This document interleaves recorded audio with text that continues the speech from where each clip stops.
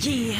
On the money for the touchdown. The future is now, and so are the playoffs. Nobody does it like me. In 2023, the young Packers sent a message. I'm on top of this. Left side. Intercepted. Racing towards the end zone. Touchdown, Green Bay. But the ending proved that this story is not finished. This remarkable season for this young Green Bay Packers team has come to a close. And as for this season, it really doesn't matter what you've done in the past. It's about what we're building towards and trying to accomplish in the future. time to write another chapter. The team is in control of their destiny. Whatever you want to be about that year, you hold the pen to your future, and everything's out in front of us for us to take. We just have to do the taking. That brings us to now, training camp. I'm a firm believer that you can never have enough competition. When our guys are pushing one another, they're going to get better.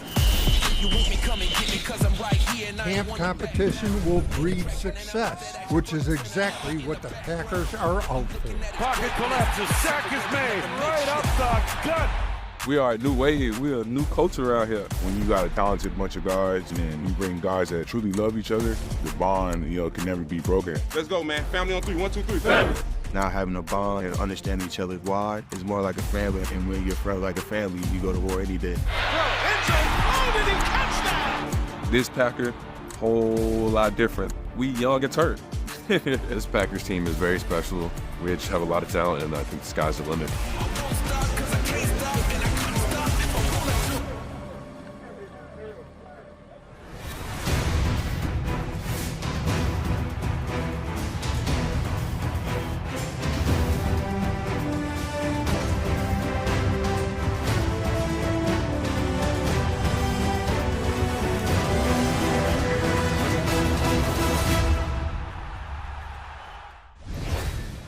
Hello and welcome to the Total Packers Training Camp Preview presented by Software One.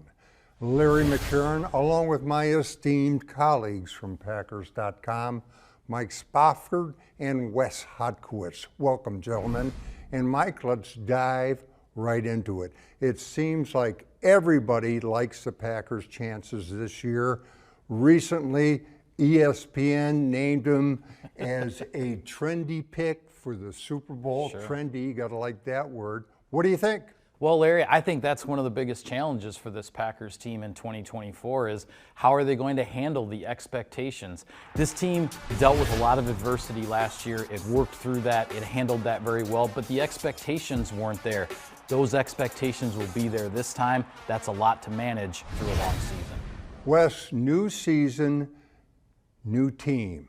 Now, last season ended in terrific fashion. How does that factor into this season, or does it? I think it does, Larry, and it's trying to continue to jump on that momentum and carry that through another season. I think you could see it during the off-season program.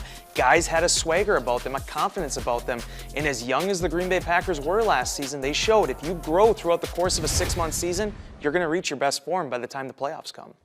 As much as you could listen to us all day, here's what Matt LaFleur had to say prior to opening his 6th training camp as head coach of the Green Bay Packers.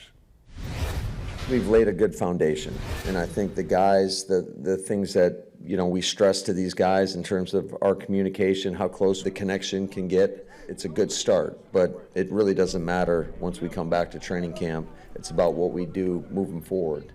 I feel really good about the group in there, and the challenge to these guys is you cannot come back the same player. You got to come back better. You got to come back in better shape, and you got to come back better mentally. Gentlemen, I'm sure you'd agree, training camp is going to be very competitive at a number of positions, and Mike, among them, offensive line. Yeah, absolutely. The Packers lost 3 players that played a lot of ball on the offensive line over the years: David Bakhtiari, John Runyon, Yosh Nijman. But you're coming back into this season with 5 guys who did play quite a bit last year, and then you add a first-round draft pick in Jordan Morgan to the mix. We'll see where he competes. Another first-round draft pick from earlier in his career, Andre Dillard, is in the mix now. So Packers lost some depth. they regain some depth, they're going to shuffle things out and see what happens.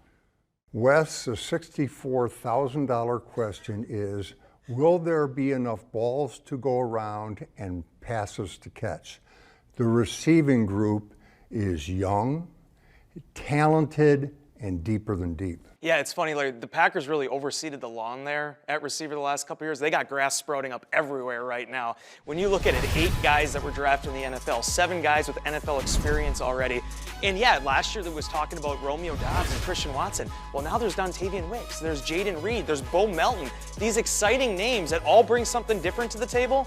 It's going to be a question about exactly how many footballs are going to be available to all of them, but there's so many different possibilities. Guys, while we're talking offense, the competition at running back ought to be interesting and intense. Of course, Josh Jacobs was brought in to be the bell cow, number 1.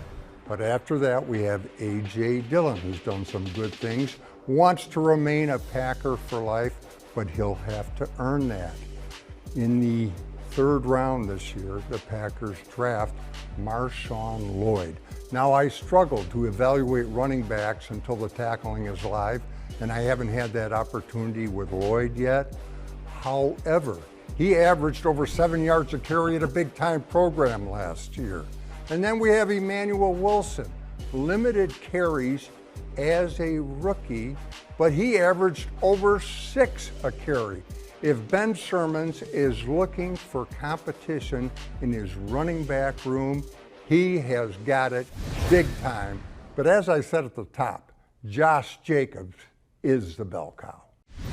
How would I describe my play style? I would say it's a mixture of a lot of things. I'm a walking lick. Jacobs gets away, they can't bring him down. Paparazzi taking pics, something you don't want to miss. I kind of try to play mind games with defenders. I might run you over, I might juke you, I might try to outrun you. I'm gonna bring that dog, I'm gonna bring that intensity. I'm gonna play with the physicality.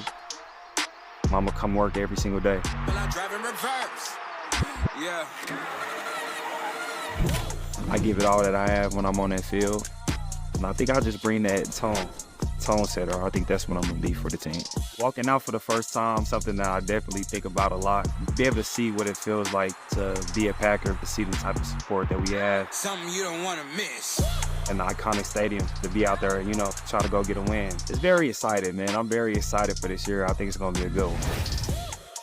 Time for a break. When we come back, we look at some of the training camp position battles on defense. Here's a look at the open practice schedule coming to Radnitsky Field. You're watching the Total Packers Training Camp Preview.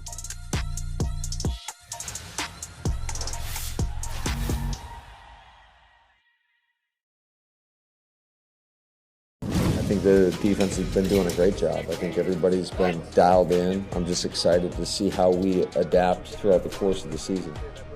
He's been a lot of fun to work with and get to know on a deeper level. And we always have great conversation, great dialogue, and that's just what you do. You try to help each other improve. And, I got a lot of respect for him. It's not a surprise to me as why he's had so much success in his career, just being around him. He's a smart dude that loves football and is willing to work.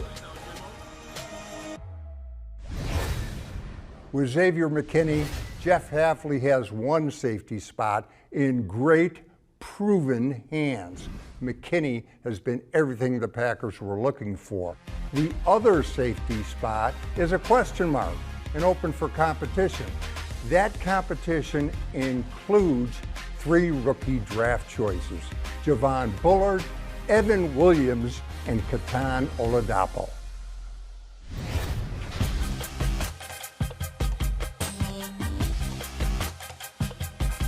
What's up, y'all? My name is Javon Bullard. I'm Ketan Oladapo. Evan Williams, safety. I play safety here. I'm a safety for the Green Bay Packers. My play style, violent and passionate. It's relentless, aggressive, just flying around and trying to be, a kind of a pest for an offense. I feel like I'm very versatile, whatever role that may be, to help us win. I wake up, I'm in that mode already. Just looking at the fans and listening to, the outside noise, heading into the arena. It's game day. If you need to get psyched up for game day, you in the wrong profession. So, As soon as I wake up, I'm in that mode. To me, a Green Bay Packer, I know the tradition goes real deep. I think a Green Bay Packer is just somebody that, you know, has a real passion for what he does. Just willing to sacrifice, commit himself to, you know, making a team great. You dream of these moments, and now to see those dreams come true and those things to come like right in front of your face, it's just surreal. Running on that field for the first time is just gonna be a culmination of, you know, a lot of hard work, a lot of sacrifice, and, you know, I'm more than looking forward to it. Mike, those three rookies are just part of a mix right now that also includes Anthony Johnson, Benny Sapp, and Zane Anderson. Yeah, absolutely. Anthony Johnson played over 300 snaps as a 7th-round rookie last year in this defense. Zane Anderson had 3 interceptions in a minicamp practice.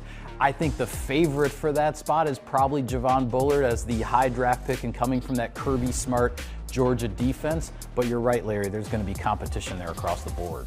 Wes, let's move up front where it's a different story. The competition involves veterans and playing time and guys being guys. Everybody wants their fair share and then some. Yeah, absolutely, Larry. And it's funny, too, when you look at this thing, you had 2 really deep position groups merged together with the defensive line and what were the outside linebackers. In seeing how all those pieces fit are going to be really intriguing with this defense. I think Kenny Clark, you know, the names jump off the page, Rashawn Gary, Preston Smith. But now you have Lucas Van Ness that could really be dynamic in this defense. You have a guy like Devontae Wyatt who had a career year last year. The Packers invested heavily into the defensive line the last few seasons, and now they get to see it all work together. Guys, the Packers are now a 4-3 team, meaning 3 off-the-ball linebackers on the field when they're in base. Now, Quay Walker is one of those guys. Then the Packers also drafted Edgerrin Cooper in the 2nd round, Tyron Hopkins in 3rd. Both those guys can run and hit. Then there's Isaiah McDuffie.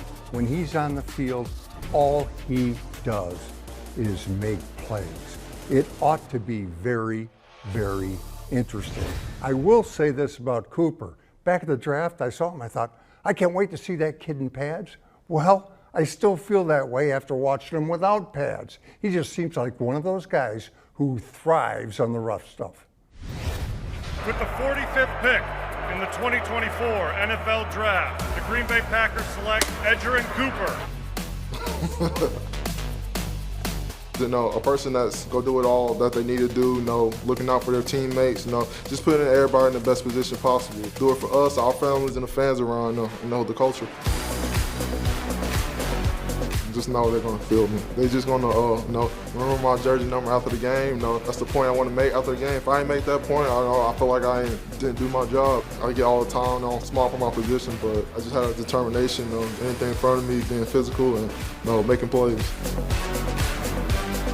Just be able to run out and, you know, just finally reach the last destination of football. You know, just seeing all the fans and just knowing I made it, and, you know, family and coaches and friends was able to put me in this situation. So it's gonna be a big moment for me for sure. We have one more break to get to. When we return, a preview of Jordan Love's 2nd season as a starter in Green Bay. On the money for the touchdown.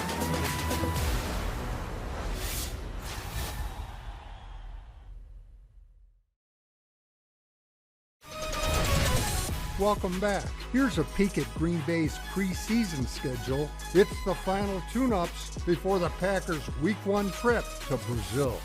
Today, I will be giving you 3 reasons why I should be the next Junior Power Pack reporter. Reason number 1, I love the Packers, and my dream is to go to my first ever game at Lambeau Field. Reason number 2, I own the Bears. Reason number 3, I can pronounce Hodquets. So thanks for joining me for 3 things. Back to you, Wes.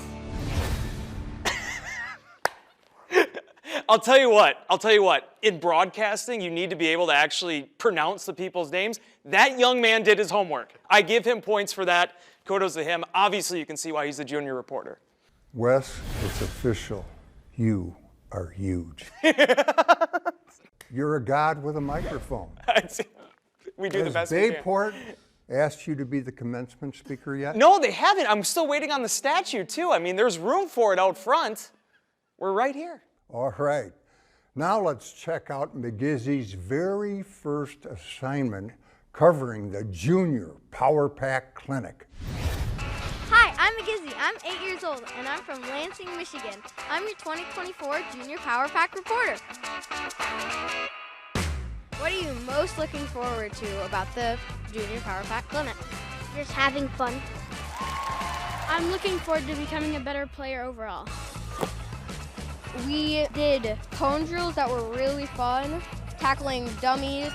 Then after that, I got to interview a few players. What would you be doing if you weren't playing football? In college, I majored in business management pre-law. I would probably want to do something in the business field. Somewhere trying to like figure out like how to teleport or how to be invisible. What is your favorite part about playing for the Packers? Just the history behind the Packers and being here and getting to meet all these guys and having a great coaching staff and great people around me. Congratulations, you won the Super Bowl. Will you do your best victory dance with me? Oh my God. yeah. I have no dance moves, I'm sorry. Of course.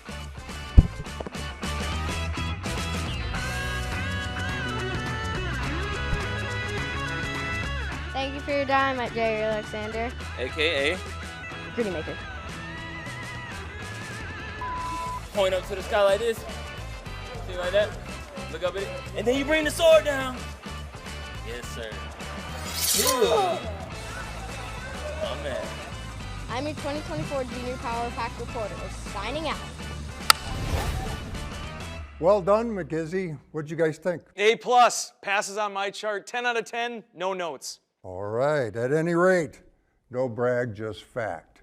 He is one of the very best in the league at his position, and that position is one of the most difficult to play.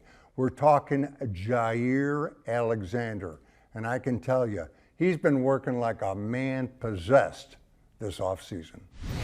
Just going into year 7, I just want to, continue to do things that'll help this team moving forward. Every offseason always a fresh start to do better and get better, so I'm here. I feel like I still have so much more to put out there and display consistently, and I'm just ready to attack that. I think the biggest thing is just understanding that, although I am on an island all the time and all day, it's the culmination of everybody being around and the culmination of the chemistry that we're building now that's going to matter later on in the season. You'll see it. Last year, for whatever reason, things got sideways for Ja, but this year he seems to be in a very good place, both physically and mentally. I think he's laid the foundation for one heck of a season. And now back to the training camp battles, which are about to ensue. And Mike, are we any closer to settling on a kicker? Doesn't look like it, Larry, at least not yet. We thought maybe after minicamp it would whittle down to 2 in incumbent Anders Carlson and the veteran Greg Joseph, who's been with the Vikings the last few years. But then the Packers claimed James Turner off waivers from the Lions, so there's a third guy back in the mix again. May the best kicker win. Wes, we have not talked about the always popular backup quarterback position. Now, last season, Sean Clifford made an impressive debut. However, this year the Packers draft Michael Pratt in the 7th round. He might have outplayed Clifford in the offseason stuff. What do you think? Yeah, I think Pratt had a really good spring. I mean, when you look at a 7th-round pick that has as much experience as Pratt did, much like Clifford a year earlier, you expect them to somewhat look the part, even though they are a rookie. And I thought Pratt was poised, led some really good 2-minute series. In this battle that the Packers have built for that number 2 job is alive and well. I think Sean Clifford, there's things that he had to learn from this spring, and I'm excited to see how he responds from it. Of course, at the top of the quarterback depth chart, there's that Jordan Love fella who last year proved beyond a shadow of a doubt that he is a star, a bona fide star in the making.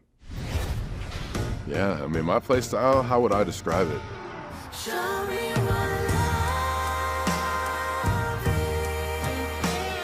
I think my play style is fun and just a playmaker ability to create and freestyle a little bit when a play might go off schedule or there's pressure.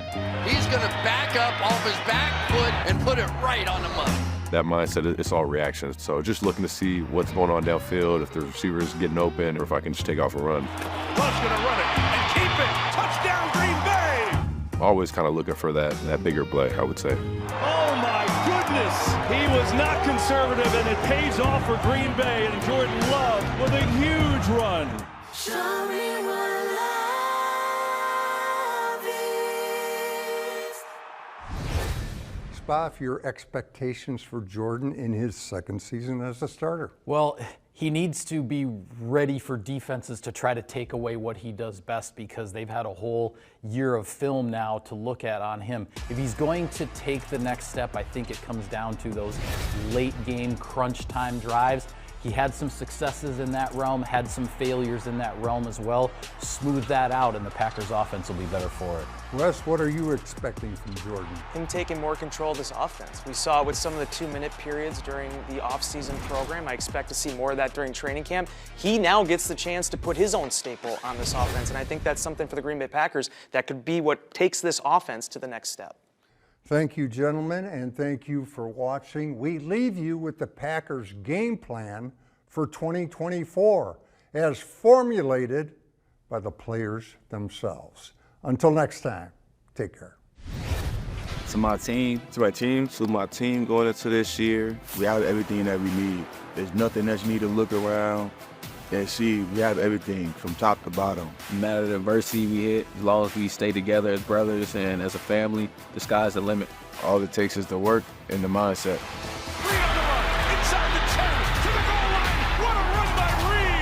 Keep doing the little things, keep taking those little steps forward. Be consistent every single day. We all have that mindset and keep that mindset together. We really can do everything that we dream of. It's A.J. Dillon, big gain for Dillon.